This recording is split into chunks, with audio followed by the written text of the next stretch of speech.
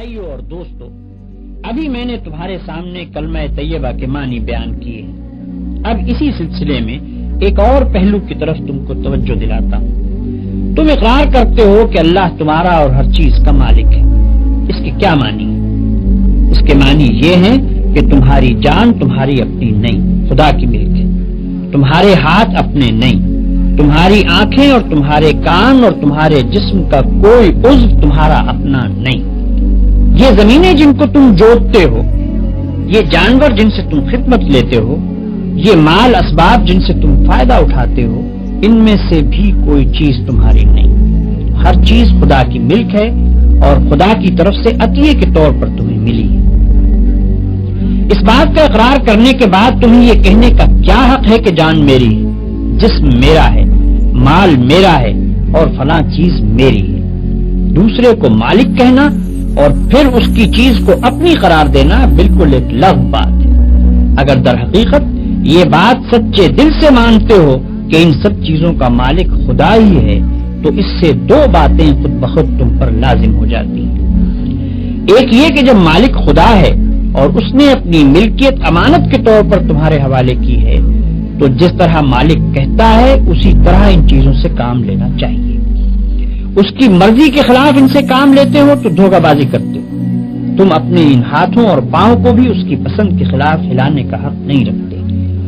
تم ان آنکھوں سے بھی اس کی مرضی کے خلاف دیکھنے کا کام نہیں لے سکتے۔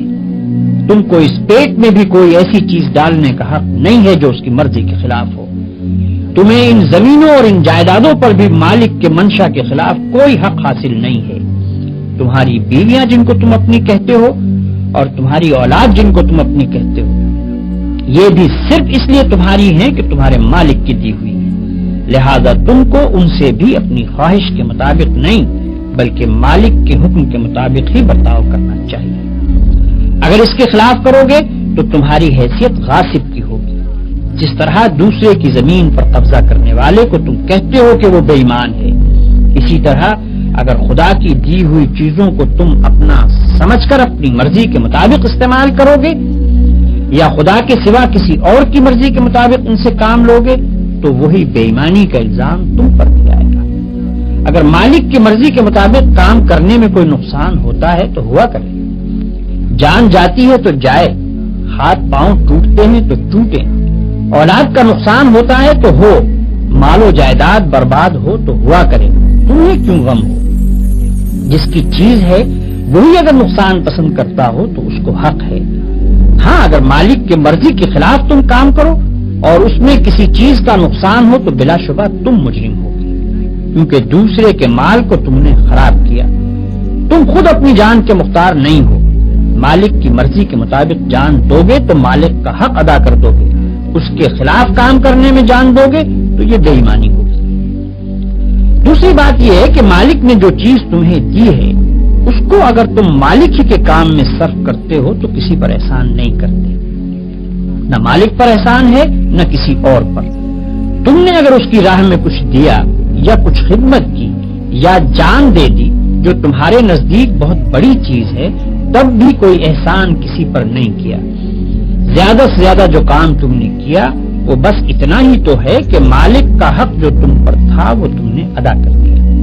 یہ کون سی ایسی بات ہے جس پر کوئی پھولے اور فخر کرے اور یہ چاہے کہ اس کی تعریفیں کی جائیں اور یہ سمجھے کہ اس نے کوئی بہت بڑا کام کیا ہے جس پر اس کی بڑائی تسلیم کی جائے؟ یاد رکھو کہ سچا مسلمان مالک کی راہ میں کچھ خرچ کرنے یا کچھ خدمت کرنے کے بعد پھولتا نہیں ہے بلکہ خاکساری اختیار کرتا ہے۔ فخر کرنا کار خیر کو برباد کر دیتا ہے۔ تعریف کی خواہش جس نے کی اور اس کی خاطر کوئی کار خیر کیا وہ خدا کے ہاں کسی اجر کا مستحق نہ رہا، کیونکہ اس نے تو اپنے کام کا معاوضہ دنیا ہی میں مانگا اور یہیں اس کو مل بھی گیا۔ بھائیو، اپنے مالک کا احسان دیکھو کہ اپنی چیز تم سے لیتا ہے اور پھر کہتا ہے کہ یہ چیز میں نے تم سے خریدی ہے اور اس کا معاوضہ میں تمہیں دوں گا۔ اللہ اکبر! اس شان جود و کرم کا بھی کوئی ٹھکانہ ہے؟ قرآن میں ارشاد ہوتا ہے کہ ان اللہ اشتری من المؤمنین انفسهم واموالهم بان لهم الجنہ، اللہ نے ایمانداروں سے ان کی جانیں اور ان کے مال خرید لیے ہیں اس معاوضے میں کہ ان کے لیے جنت ہے۔ یہ تو مالک کا برتاؤ تمہارے ساتھ ہے، اب ذرا اپنا برتاؤ بھی دیکھو۔ جو چیز مالک نے تم کو دی تھی اور جس کو مالک نے پھر تم سے معاوضہ دے کر خرید بھی لیا، اس کو غیروں کے ہاتھ بیچتے ہو، نہایت ذلیل معاوضے لے لے کر بیچتے ہو۔ وہ مالک کی مرضی کے خلاف تم سے کام لیتے ہیں اور تم یہ سمجھ کر ان کی خدمت کرتے ہو کہ گویا رازق وہ ہیں۔ تم اپنے دماغ بیچتے ہو، اپنے ہاتھ پاؤں بیچتے ہو، اپنے جسم کی طاقتیں بیچتے ہو، اور وہ سب کچھ بیچتے ہو جس کو خدا کے باغی خریدنا چاہتے ہیں۔ اس سے بڑھ کر بد اخلاقی اور کیا ہو سکتی ہے؟ بیچی ہوئی چیز کو بیچنا قانونی اور اخلاقی جرم ہے۔ دنیا میں اس پر دغابازی اور فریب دہی کا مقدمہ چلایا جاتا ہے۔